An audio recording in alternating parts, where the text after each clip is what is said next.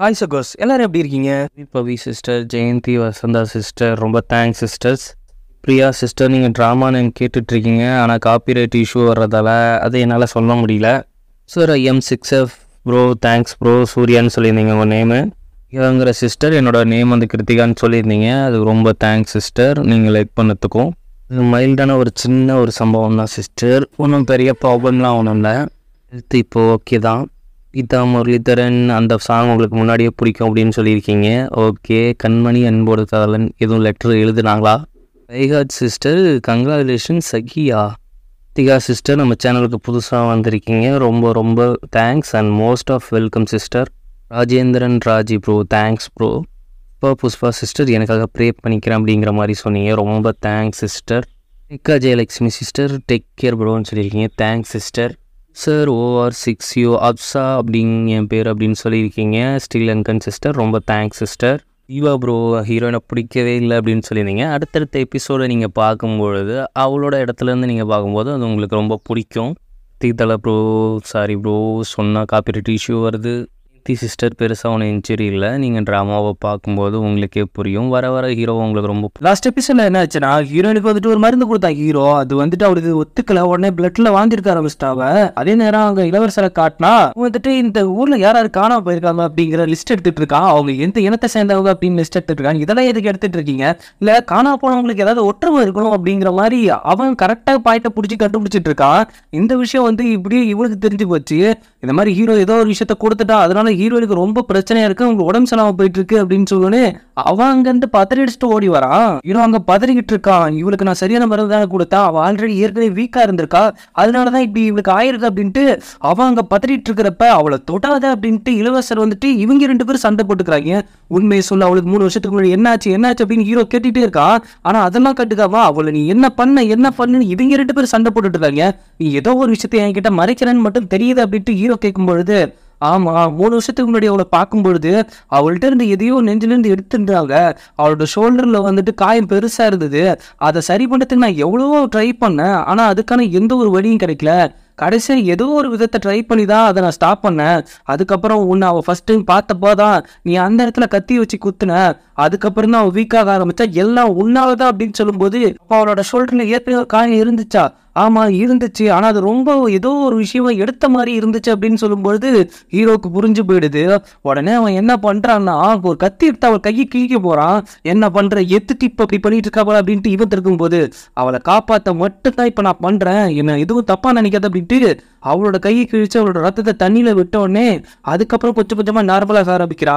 போயிட்டு ஹீரோ போயிட்டு மெடிக்கல் கிட்டலாம் எடுத்துட்டு வந்துட்டு அவள்கிட்ட சரி பண்ணலாம் அப்படின்னு கிட்ட போறப்ப, இனிமேல் நான் பாத்துக்கிறேன், நீ இது வரைக்கும் அவளை கஷ்டப்படுத்தினதே போதும் அப்படிங்கிறா. இது எந்த விதத்துல நான் எடுத்துக்கிறது இல்லை, இப்போ மட்டும் எடுத்துக்கோ, மற்றபடி அவளை கஷ்டப்படுத்துறது எனக்கு பிடிக்காது, உனக்கு தெரியல அப்படின்ட்டு ஹீரோவும் புரிஞ்சுக்கிறான்.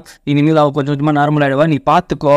அப்போது இதுக்கும் அதுக்கு என்ன சம்பந்தம், அதை பற்றி உன்கிட்ட சொல்ல வேண்டிய அவசியம் எனக்கு இல்லை அப்படின்ட்டு ஹீரோ அங்கேருந்து போகும்போது அவளோட கஷ்டத்தை கேட்குறான், என்னாச்சு அவளுக்கு அப்படின்ட்டு. இப்போ நீ அங்கே உள்ளே போவானா, ஆல்ரெடி அங்கே இளவரசர் இருக்கான், அவர் ஏன் இங்கே வந்தார் அது எனக்கு தெரியல, அவன் மேலே இருக்க பாசத்தில் வந்தானா அப்படிங்கிறது எனக்கு தெரியல. நான் முக்கியமாக ஒருத்தங்களை பார்க்க போனோம், என்னை விடு, அவளை பத்திரமா பார்த்துக்கோ அப்படின்ட்டு சொல்லிட்டு ஹீரோ இங்கே பதட்டமாக கிளம்பி போகிறான். சொன்ன அசிஸ்டன்ட் வந்துட்டு அவன் ஒரு மோதிரத்தை கொடுக்குறான். அது வந்து ஹீரோவோட மோதிரம். ஃபர்ஸ்ட் எபிசோட்ல போயிட்டு சண்டை போட்டுருப்பால, அங்கே மிஸ் ஆயிருக்கும். இந்த மாதிரி அந்த இனத்தை அழிச்சவர் இவர் தான் தேடி தேடி போய் கொண்டுட்டு இருக்காரு. ஒருவேளை நம்ம இளவரசியும் அவர் தான் கொள்ள ட்ரை பண்றாரோ அப்படிங்கிற மாதிரி இவன் இங்க தப்பா புரிஞ்சுக்கலாம் இளவரசர். அதே நேரம் ஹீரோவை காட்டினா அவன் அப்படியே மூடி தொங்கி போய் நடந்து வந்துட்டு இருக்கான். என்ன விஷயம்னா, ஹீரோனுக்கு வந்து பலத்த காயம் ஏற்பட்டிருக்கு. அதை சரி பண்ணவங்க வந்துட்டு இளவரசர் நாட்டில் இருக்கிற மருத்துவர் தானே. அவங்கள போய் விசாரிக்கும் போது ஏதோ ஒரு உண்மை அவனுக்கு தெரிஞ்சிருச்சு. அதை நினைச்சுக்கிட்டே அவன் சோகமா வந்துட்டு இருக்கிறப்ப இளவரசர் போயிட்டு அவனை அட்டாக் பண்றான். எதுக்கு இப்ப நீ என்ன அட்டாக் பண்ற, ஏன் இப்படி பண்ணிட்டு இருக்க, இந்த மோதிரம் உன்னோடதான்? ஆமா என்னோடதான், உனக்கு எங்க கடந்து கிடைச்சது? அப்போ அங்க நீ தான் அந்த இனத்தை அழிச்சியா? அதை பத்தி உனக்கு கவலை கிடையாது. அப்போ வேணும்னே நீ ஹீரோயினை அழிக்கதான் இப்படி பண்ணிட்டு இருக்கியா அப்படின்னு கேட்டோன்னே, அதுக்கு இதுக்கு எந்த ஒரு சம்பந்தமே கிடையாது, புரியாம என்கிட்ட பிரச்சனை பண்ணிட்டு இருக்காது அப்படிங்கிறப்ப, இல்ல உன்னை நான் விட்டா அவளை நீ கொன்றுவ அப்படின்ட்டு இளவரசர் தன்னோட ஆளை அனுப்பிச்சு வைக்கிறாங்க. ஹீரோவுக்கும் அவங்களுக்கும் சரியான சண்டை அங்கே போகுது. அதே நேரம் அந்த முகமுடி போட்டவனோட ஒருத்த கூட்டத்துல ஒருத்த பிடிச்சா அதுக்கு அரெஸ்ட் பண்ணி வச்சிருந்தாங்கல்ல, அவன் வந்துட்டு கொஞ்சம் தெளிவாயிட்டு அவனோட ரத்தத்தை இதுலயே கலந்து அவங்க இருக்கிறவங்களை கண்ட்ரோல் பண்றான். அவங்க தப்பிக்க ட்ரை பண்றான் போல. அதே நேரம் இங்க ஹீரோயினை பார்த்தா ஹீரோயினை காணும்.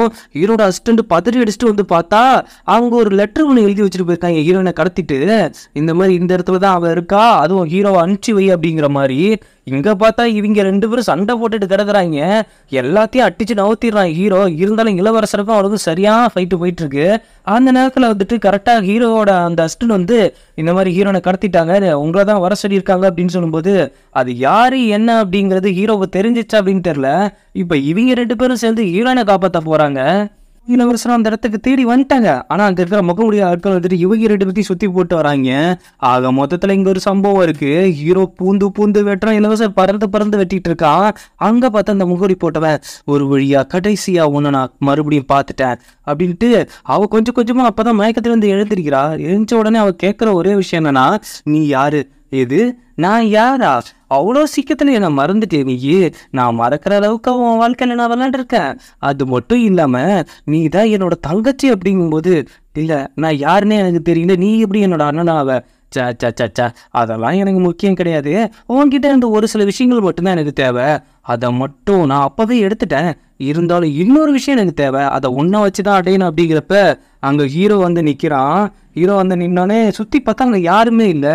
இந்த கண்ணாமூச்சி விளையாட்டு தான் என்கிட்ட விளையாடாம நீயே வெளியில வந்தா நல்லா இருக்கும் அப்படிங்கிறப்ப ஹீரோயின் கழுத்துல கத்திய வச்சுக்கிட்டு, வந்துட்டியா, நீ எல்லாத்தையும் கொன்ன, என்னையும் நெருங்குவா அப்படிங்கிறது எனக்கு தெரியும். இருந்தாலும் ஒன்னு நான் விட்டு வைக்க கூடாதுல்ல, அதுக்கு முன்னாடி எனக்கு தேவையானது ஒண்ணு வேணும் அப்படிங்கிறப்ப ஹீரோ கிட்ட நெருங்க வரான். கொஞ்சம் நீ கிட்ட நெருங்கினாலும் இவளை நான் கொன்றுவேன். ஏன்னா இவ உனக்கு எவ்வளவு முக்கியம் அப்படிங்கிறது எனக்கு நல்லாவே தெரியும். என்னை காப்பாற்ற ட்ரை பண்ணாலும் இந்த நாட்டோட மக்களை நான் பிடிச்சி வச்சிருக்கேன், அவங்களையும் சேர்ந்து சாவாங்க. இப்ப நீ தான் முடிவெடுக்கிறான், நீ எந்த பக்கத்துல இருக்க போறாங்கன்னு, நாட்டோட மக்களா இல்ல இவளா. அப்படி இல்லைன்னா 3வதா ஒரு வாய்ப்பு நான் உனக்கு தரேன். உன்னோட ரத்தத்தை நீ எனக்கு கொடுக்கணும் அப்படின்ட்டு ஒரு கத்தியை தூக்கி போடுறான். உன்னோட ரத்தம் எனக்கு வேணும், அதுக்காக நான் இவரையும் விட்டுறேன் அந்த மக்களையும் விட்டுலங்கிறப்ப அவர் வந்துட்டு ஹீரோயின் கத்துறா. அதுக்காக எனக்காக நீ உன்னை சாக்ரிஃபைஸ் பண்ணிக்கவே வேணாம், தயவு செய்து பண்ணாதங்கிறான்.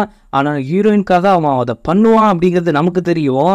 அவன் கத்தியை எடுத்துட்டு அப்படியே நெஞ்சில குத்த போறான். இருந்தாலும் ஏதாவது பண்ணலாம் அப்படின்னு நினைக்கும் போது, இப்படி முட்டாள்தனம் பண்ணாதப்பா, இப்ப பாரு அப்படின்னு 2 அம்பு விட்டாங்க இருக்கிற மக்களை கொண்டுறான். அவ ஹீரோயின் சொல்லிடுறா, என்ன நீ காப்பாத்தாத விட்டுட்டு அந்த மக்களை காப்பாத்து, மற்றபடி எனக்கு எதுவுமே தேவை கிடையாது, எனக்காக நீ எதுவும் பண்ணாதுங்கிறப்ப, உனக்காக நான் எதுவுமே பண்ணதில்லை, இதாவது பண்ற அப்படிங்கிற மாதிரி அவன் பார்த்துக்கிட்டு கரெக்டா நெஞ்சில தன்னைத்தானே குத்திக்கிறான். அந்த இடத்துல குத்திட்டு ரத்தம் வெளியில கொட்டுது. இதை பார்த்துட்டு அந்த சைக்கோ சரின்னு சிரிச்சுக்கிட்டு இருக்கான். எனக்கு அந்த ரத்தம் தான் வேணுங்கிறப்ப, ஏன் இப்படி பண்ண உன்னை நான் ஃபர்ஸ்ட் டைம் பார்த்தப்போ உன்னோட வலது தோல் பட்டையில நான் சொருகிறேன், வலது தோல் பட்டையில, அதுக்காகத்தான் நான் இப்போ இப்படி பண்ணிக்கிட்டேன் அப்படிங்கிற மாதிரி ஹீரோ சொல்லும்போது அதில் ஏதோ ஹிண்ட் கொடுக்குற மாதிரி இருக்கு. என்ன பண்றானா, அவன் சொன்னதை அவன் புரிஞ்சுக்கிட்டு அவனை தட்டி விட்டு அந்த கல்லை அவன் கையில இருந்து புடுங்கி அவன் ஒரு பக்கம் அந்தாண்ட ஓடி விழுறா. இவன் கரெக்டா கத்தி தூக்கி எறிகிறான். இருந்தாலும் அதுல அவன் தப்பிச்சு அவனோட முகமுடி இவ்வளோ பட்டு அவன் மூஞ்சி இப்பதான் தெரியுது. ஹீரோவுக்கு யாரு அப்படிங்கிறது தெரிஞ்சிருச்சு. ஆனா அந்த கல்லை ஹீரோயின் எடுக்க போகும்போது அவ கையில இருந்து ரத்தம் அதுல சொட்டி அந்த கல்லுக்கு உயிர் வந்துடுது. அப்படியே அதை அவளை தூக்கி எரியுது. ஹீரோக்கு இதை பார்த்து பதறி போறான், இது இப்படி நடக்கவே கூடாது அப்படின்ட்டு. அவ அப்படியே பறக்கும் போது ஹீரோ போய் தாங்கி பிடிக்கிறான். ஏன் அப்படி பண்ண, ஏன் இப்படி பண்ண அப்படிங்கும்போது அப்படியே கண் கலங்கி இவளுக்கும் ரத்தம் வெள்ளம் கொட்டிக்கிட்டு இருக்கு. இவனால எதுவும் பேச முடியல. ஹீரோவுக்கும் ரத்தமா வாந்தி வருது. ஏன்னா இவனும் தன்னோட நெஞ்சில குத்திக்கிட்டான்ல. ஆக மொத்தத்துல 2 பேருமே சாக்ரிஃபைஸ் பண்ணியிருக்காங்க. கடைசியில என்ன ஆகுதுன்னா 2 பேருமே கதறி அழுகுறாங்க. அவ கொஞ்சம் மயக்க நிலைக்கு போறாளா இல்ல இறந்து போனாளா அப்படிங்கிறது தெரியல. ஹீரோ மட்டும் இதுக்காக தான் உனக்கு எதுவுமே தெரிய வேணாம்னு நினைச்சேன், நீ எதுவுமே நடக்கக்கூடாதுன்னு நினைச்சேன் அப்படின்ட்டு அவன் கதறி அழுதுகிட்டு இருக்கான். அப்படியே 3 வருஷத்துக்கு முன்னாடி ஒரு நாட்டை காட்டுறாங்க, லோ அப்படிங்கிற நாட்டை காட்டுறாங்க. அந்த நாட்டோட இளவரசி தான் நம்ம ஹீரோயின். அவளுக்கும் நம்ம ஹீரோவுக்கும் கல்யாணம் பண்றதா அவங்க முன்னோர்களே அவங்க பிளான் பண்ணி வச்சுட்டாங்களாம். அதனால இப்ப இவனோட நாட்டுல இருந்து ஹீரோட நாட்டுக்கு போகணும், அதாவது லீஜுவாங்கிற பழங்குடியினர் நாட்டுக்கு. அதுக்கு ஹீரோனுக்கு சுத்தமாவே இன்ட்ரெஸ்ட் இல்ல. அவங்க அம்மாட்ட சொல்றா, எனக்கு போகவே இன்ட்ரெஸ்ட் இல்ல, நீங்க முன்னாடி எடுத்த முடிவுக்காக தான் நான் போய் கல்யாணம் பண்ணிக்க முடியுமா அப்படிங்கிறப்ப கொஞ்சம் பயத்தோடையும் பதட்டத்தோடையும் இல்லம்மா அதை நீ பண்ணி தான் ஆகணும் அப்படின்ட்டு அவங்க சொல்லிட்டு இருக்கிறப்ப அம்மா உன் கைக்கு என்னாச்சு, ஏதோ கட்டு போட்டுருக்காரு. அதெல்லாம் ஒன்றும் இல்லை, சும்மா வேலை செய்யும் போது அது இதாகிடுச்சு. நீ வேலை செஞ்சியா?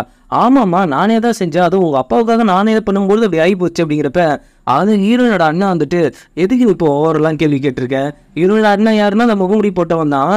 எதுக்கு இப்போ ஓவரெல்லாம் கேள்வி கேட்டுட்டு இருக்க? உன்னோட கடமையை நீ போய் செஞ்சுட்டு வா. இல்லை நான் அப்பாவை பார்க்கணும். அப்பா எங்க?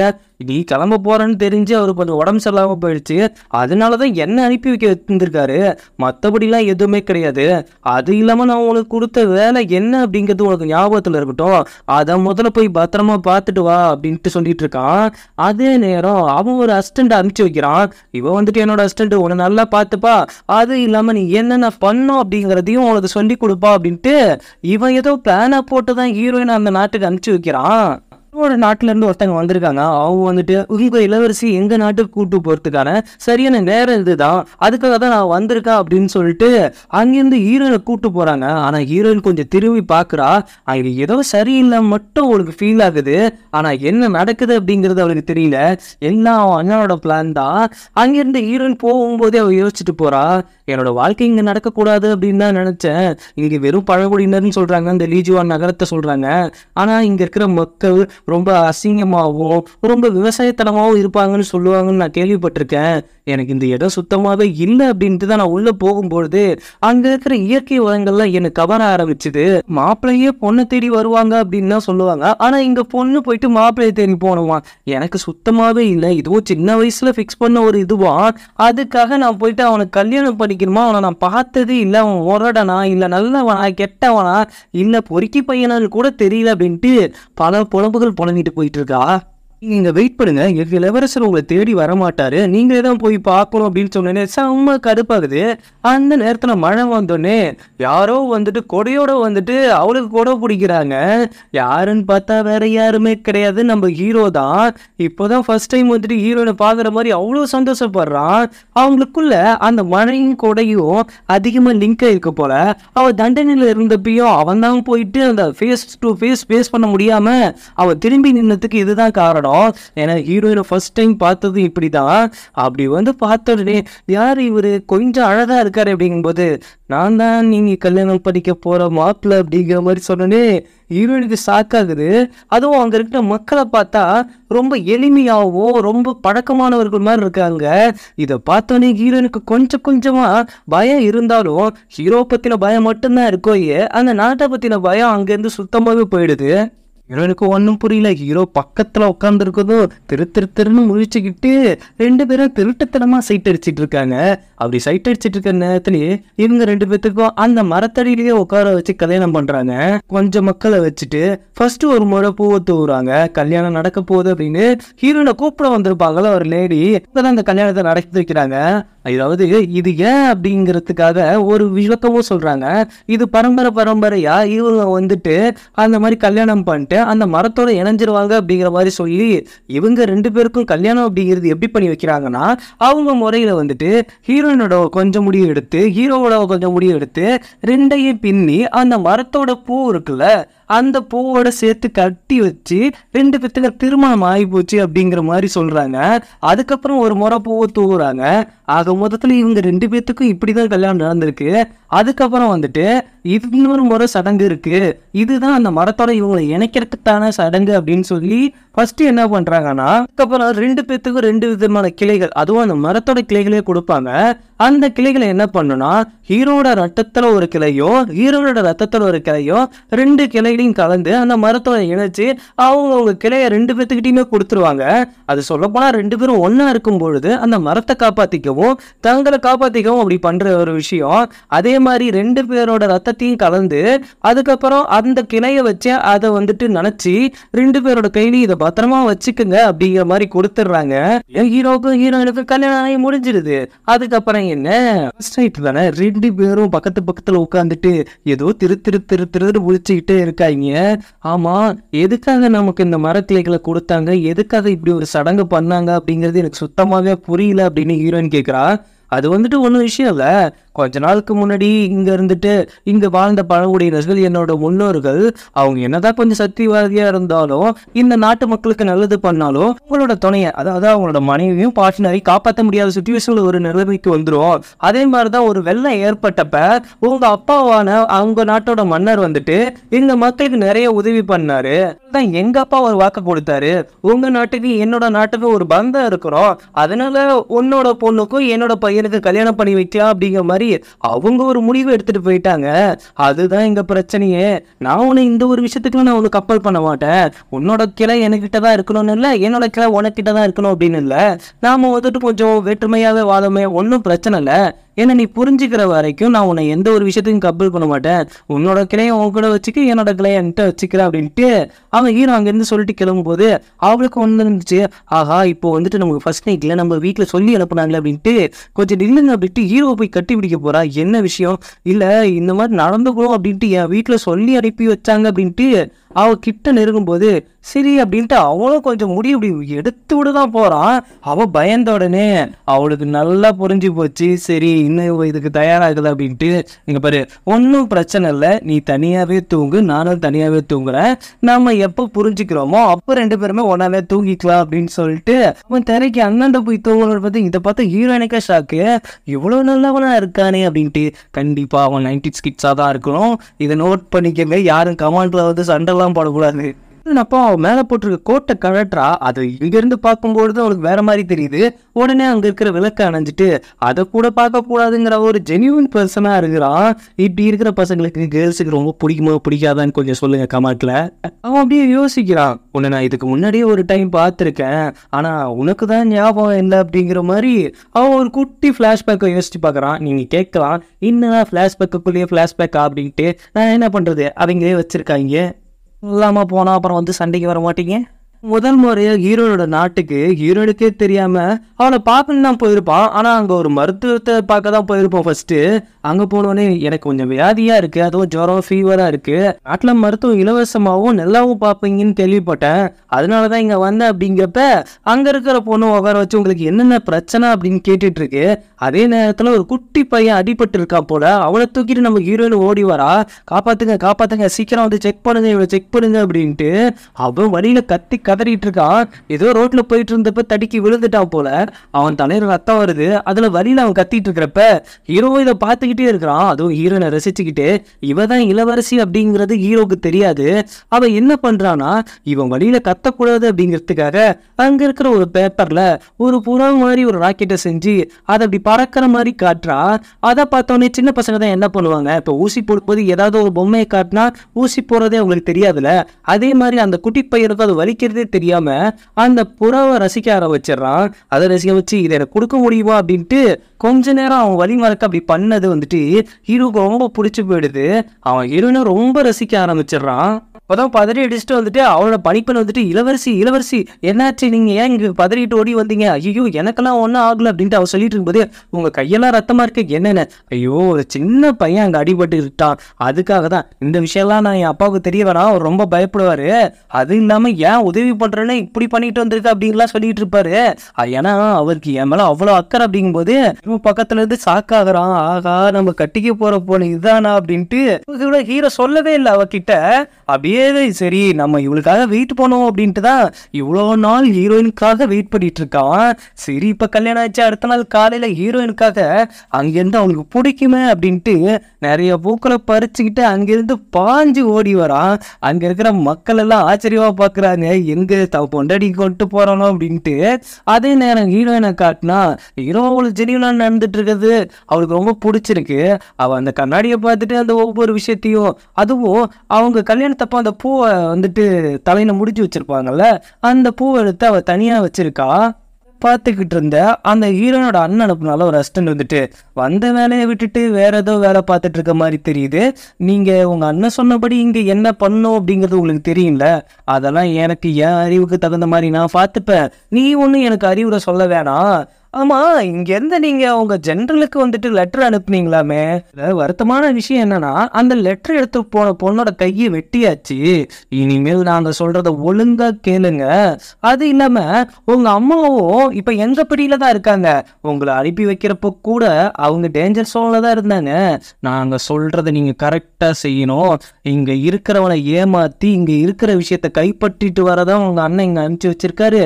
மற்றபடி நீங்க எதுவும் தானா முடிவெடுக்க கூடாது அப்படின்னு அந்த பொண்ணு மிரட்டிட்டு இருக்கு. அதே நேரத்துல ஹீரோ கரெக்டா உள்ள வந்துடுறான். வந்த உடனே அதுக்கப்புறம் இந்த பொண்ணு பர்ஃபார்மன்ஸை போடவும் பாருங்க. ஐயோ இளவரசி வந்துட்டீங்களா, நான் இங்கிருந்து கிளம்புறேன், காதல் ஜோடிக்கு நடுவுல நான் குறுக்கணிக்க விரும்பல அப்படின்ட்டு அவன் இங்கிருந்து நைஸா நழுவிடுறா. ஆனா ஹீரோனுக்கு செம்ம கடுப்பாகுது. தன்னை ஒருத்தி கண்ட்ரோல் பண்றது அவருக்கு சுத்தமாவே பிடிக்கல. ஹீரோ வந்தோடனே இந்த பூக்கள் உனக்காக தான் எடுத்துட்டு வந்தான் அப்படின்னு சொன்னோன்னே ஹீரோயினுக்கு ஒரு மாதிரி பக்கு பக்கு நப்பு நப்புங்குது. ஆக மொத்தத்துல பத்திக்குமோ. அவன் சாப்பாடு ரெடி பண்ண சொல்லி போல. எதுக்காக நீங்க திடீர்னு விருந்தெல்லாம் ரெடி பண்ண சொல்லியிருக்கீங்க? இல்ல, நான் முன்னேத்தே நோட் பண்ணேன், நீங்க கல்யாணத்திலேயே சரியா சாப்பிடல, ஏதோ ஒரு மைண்ட் அப்செட்ல இருந்த மாதிரி இருக்கு, அதனாலதான் இன்னைக்கு ரெடி பண்ண அப்படின்ட்டு அவ சாப்பாட்டுல சாப்பிட்டு பார்த்துட்டு, என்ன இது இவ்வளவு சுவையா இருக்குது, இதுல எல்லாம் நார்மலான சுவையா தான் இருக்கு, நீங்க வேற ஏதோ விஷயத்துல பாதிக்கப்பட்டிருக்கீங்களா என்ன அப்படிங்கிறது எனக்கு தெரியல, என்கிட்ட எதுவாக இருந்தாலும் சொல்லுங்க அப்படின்ட்டு ஹீரோ சொல்லிட்டு இருக்கான். அந்த மாதுளப்பழச்சாரை எடுத்து கொடுத்தோன்னே அது அவளுக்கு புதுசா இருக்கு. இந்த மாதிரி பழத்தெல்லாம் நாங்கள் சாப்பிட்டதே இல்லை அப்படிங்கும்போது இந்த பழம்லாம் இங்கே ஈஸியாக கிடைக்கும், உங்களுக்கு ரொம்ப பிடிச்சதுன்னா சொல்லுங்க, நான் ரெகுலராக வர வைக்கிறேன் அப்படின்னு சொல்லி இவங்க 2 பேரும் இங்கே ஜாலியாக பேசிட்டு இருக்கதோடையே இந்த எபிசோட் முடியுது. இந்த எபிசோட் பற்றின கருத்துக்களை கண்டிப்பாக கமெண்ட்ல சொல்லுங்க. நீங்கள் நிறைய ட்விஸ்ட்டுகளை இங்கே எதிர்பார்த்துருப்பீங்க. இதுக்கப்புறம் என்ன ஆக போகுதுங்கிறத நம்ம அடுத்தடுத்த எபிசோடில் பார்க்கலாம். என்னோட வீடியோ உங்களுக்கு பிடிச்சிருந்தாலும் லைக் பண்ணுங்க, ஷேர் பண்ணுங்க, சப்ஸ்கிரைப் பண்ணுங்க, நோட்டிஃபிகேஷன் பெல் பட்டனை மறக்காம கிளிக் பண்ணுங்க.